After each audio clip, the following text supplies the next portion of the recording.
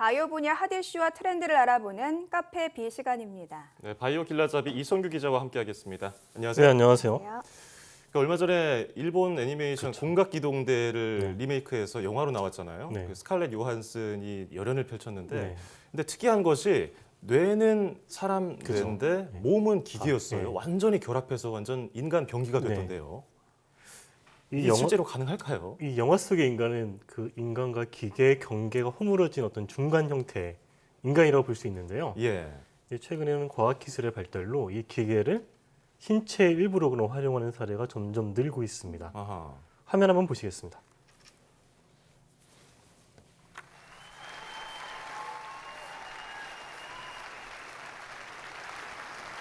Ring my bell, bell, ring my bells.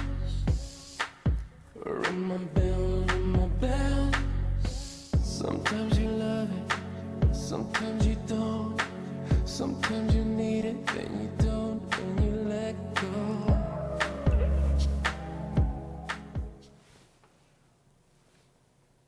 네, 한쪽 다리에는 의족을 네. 차고 계신 것 같은데 이게 춤추시는 모습이 굉장히 자연스러워요. 네. 이게 어떻게 가능한 걸까요? 이 여성분은 원래 직업 무용수였는데 네. 지난 2013년 보스턴 마라톤 테러 사고로 다리 한쪽을 잃었어요. 네. 근데 이제 미 연구팀이 개발한 이 바이오 의족을 차고 이렇게 완벽하게 춤을 소화해낸 건데요. 이 전문 무용수가 춤을 출 때 몸의 움직임 정보 등을 의족에 내장한 뒤에 이 의족을 착용자, 즉 이 여자 무용수의 신경계와 연결해서 춤추는 동작을 정밀하게 표현해내는 겁니다. 이 의족을 개발한 교수 역시 불의의 사고로 다리를 잃었었는데 본인이 개발한 의족을 차고 걸어다니고 있습니다. 그냥 불편한 의족이 아니고 정말 자신의 신체 일부처럼 자유자재로 옮길 수 있어서 바이오닉 네. 의족이라고 부르는 건데, 그러면 이런 기술이 점점 발전한다면은 실제로 다른 형태의 사람도 나타날 수 있지 않을까요? 이 미래 사회의 인간이 어떤 모습일지는 뭐 과학자뿐만 아니라 일반인들도 굉장히 궁금해하는 사안이잖아요. 예. 이와 관련해서 이 트랜스 휴먼이라는 용어가 있습니다. 이 미래 사회에서 인간은 인공지능이나 로봇, 이런 기계 등의 힘을 빌려서 현재 인간보다 어떤 유체적 능력이나 인지 능력이 좀 월등히 뛰어날 수 있을 텐데요. 예. 좀 완전한 인간도 아니고 또 완전하게 로봇도 아닌 어떤 중간 단계의 이런 새로운 인간을 우리가 트랜스 휴먼이라고 부릅니다. 전문가의 설명 한번 들어보겠습니다.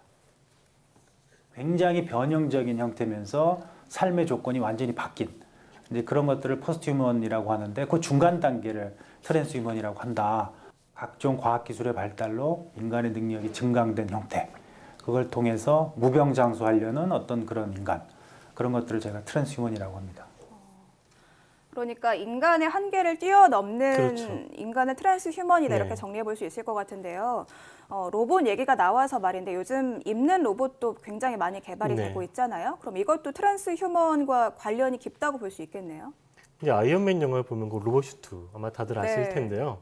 이런 로봇슈트를 뭐 이렇게 입는 로봇이라고도 부르는데, 이 입는 로봇은 원래 어떤 이 그 사람의 잃어버린 부분을 좀 채워주자, 이런 개념에서 태동을 한 로봇이고요. 이 장애를 입은 분들이나 아니면 좀 근력이 많이 약화된 분, 아니면 이렇게 사지가 마비된 분들한테 그걸 적용하면은 이분들이 어떤 움직임을 도와줄 수 있겠죠. 이 입는 로봇의 어떤 궁극적인 목표가 이게 단순하게 어떤 이런 입는 사람들의 보행이나 이런 걸 도와주는 게 아니라 어떤 인간 그 이상의 능력을 구현해 보자.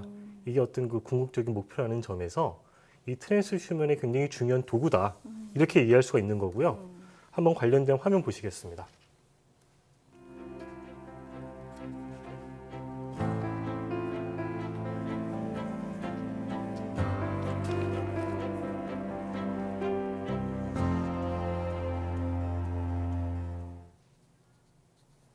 실제로 이런 장치가 개발이 되면 몸이 불편한 분들을 위해서 굉장히 좋은 기술이 될 것 같은데요.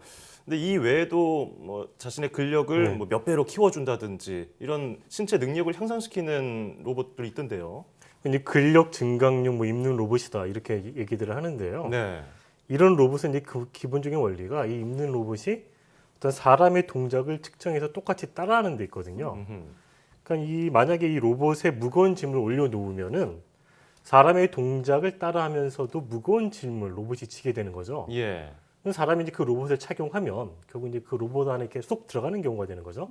사람을 이렇게 움직이고 무거운 짐을 로봇이 지고 있는 거니까 이제 겉에서 보면은 이 사람은 마치 슈퍼맨이 된 것처럼 보이게 되는 거죠. 예. 뭐 이런 로봇이 또 있고 또 다른 원리는 이 모터와 같은 장치를 이 입는 로봇에 부착을 해서 그 착용자가 움직일 때 뭐 관절이나 이런 부위에 보조적인 힘을 제공해 주는 방법도 있습니다. 이 전문가의 설명 한번 들어보겠습니다. 로봇이 사람에 굉장히 밀착이 돼서 사람이 어떤 동작을 할 때 그 동작을 하는데 필요한 힘이 뭔지를 계속 계산을 하고요.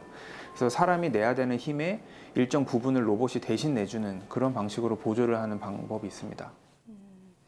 우리가 영화에서나 이 아이언맨을 그렇죠. 봤었는데 실제로 이게 현실이 될 날도 머지 않은 네. 것 같습니다. 지금 얘기를 들어보니까요.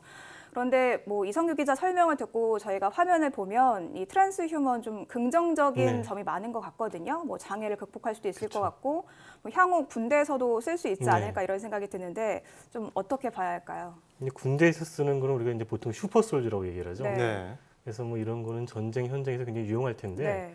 근데 기본적으로 이런 입는 로봇 이건 트랜스휴먼 우리가 이제 어떤 초인적인 힘을 발휘한다면 재난 현장이나 뭐 화재 현장에서 인명을 구조하는데 굉장히 유용하겠죠. 네.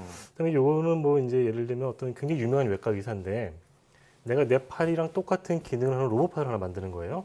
그 이거를 이제 도서상간 지역 뭐 이렇게 섬이나 이런 데다 그 팔을 갖다 놓고 이 의사가 이제 서울에서 원격 조정으로 이제 수술한다면은 굉장히 또 도움이 되겠죠. 네. 그러네요. 이런 측면은 이제 트랜스휴먼이 불러 어떤 미래의 긍정적인 모습이고요. 근데 반면에 이제 이 트랜스휴먼에 대해서 좀 신중하게 봐야 된다. 이런 의견도 있습니다. 그러니까요. 뭐 좋은 면을 많이 설명해 주셨는데 잘 조화가 이루어지면 정말 유토피아가 되겠지만 그렇지 않으면은 디스토피아가 되니까 이 부분을 우리가 꼭 고려를 해야 될 것 같아요. 근데 최근에 이제 어떤 이 인공지능 이런 로봇 기술이 굉장히 발달을 하면서 네. 이 화두가 되는 것 중에 하나가 이 인간과 로봇의 관계 어떻게 설정해야 되느냐 미래에 결국 인간이 로봇이랑 조화롭게 사느냐 아니면 로봇이 인간을 지배하느냐 뭐 이런 문제이잖아요. 그렇죠. 사실 지금도 로봇 의순이 있어요. 그래서 이 착용자의 움직임을 파악을 해서 이 손을 뭐 쥐고 폈다는 것을 이 로봇 의수가 그대로 따라하는 건 지금도 나와 있는데 이 로봇 의수가 사람이 낼 수 있는 힘의 범위 안에서 힘을 내면은 그건 이제 보조적인 그냥 로봇 의수인 거고 만약에 이제 그 로봇 의수가 사람이 낼 수 있는 힘을 뛰어넘어서 어떤 초인적인 힘을 낼 수 있게 된다면은 이제 그걸 트랜스휴먼이라고 부르는 거거든요. 네. 지금은 우리가 그런 뭐 로봇 기술을 일부러 달려고 뭐 신체를 절단하는 사람은 절대 없잖아요. 그렇죠. 네. 사고를 당했을 경우에 이제 그렇게 되는 네. 건데 만약에 어떤 그런 초인적인 힘을 뭐 다리나 이런 팔이나 발휘할 수 있는 그런 로봇 의수나 우주기 개발이 된다면은 자기가 이제 신체를 변형해서 이런 걸 착용하는 그런 사람도 나올 수 있다라는 거죠. 예. 근데 그런 사람들이 나왔을 때 이게 뭐 좋은 일에 쓰여진다면 아무런 문제가 안 되겠지만 이런 힘을 좀 안 좋은 일에 쓰게 될 경우에는 과연 이 힘의 범위를 어디까지 정해야 될지 이런 것도 우리가 한번 좀 생각해 봐야 될 문제인 거고 예. 그다음에 이렇게 지금은 아직까지는 이렇게 사람이랑 기계랑 완전히 결합한 그런 건 없잖아요. 네. 그렇죠. 근데 이게 조금 더 발전을 해서 이런 기계가 사람의 일부로 들어왔을 때 우리가 지금까지 생각했던 인간이 아닌 전혀 새로운 인간이 나왔을 때 그럼 어디까지를 우리가 인간으로 인정을 해줘야 되느냐 이런 어떤 윤리적인 문제도 있는 거죠. 네. 네. 우리가 흔히 과학기술이 발전하면 이에 따른 부작용 문제도 심각한데 이런 거에 대한 사회적 논의나 고민 같은 것도 필요할 것 같습니다. 네. 지금까지 카페비의 이성규 기자와 함께했습니다. 오늘 말씀 잘 들었습니다.